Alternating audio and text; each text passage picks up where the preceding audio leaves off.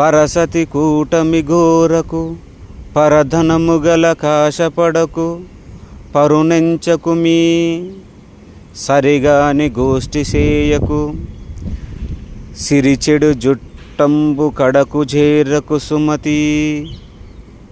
భావం ఏమిటంటే జీవితంలో ఎప్పుడు కూడా ఇతరుల భార్యల సహవాసం కోరవద్దు, మరియు ఇతరుల సొమ్ముకు ఆశించవద్దు, మరి ఎదుటివారి తప్పులను నిత్యం ఎంచకూడదు, మరి చెడు సంభాషణలు నీచులతో స్నేహము మంచిది కాదు, అంటే వీటిని మానుకోవాలి.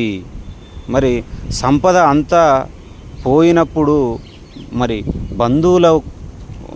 బంధువుల వైపు వెళ్ళకూడదని ఈ భావము.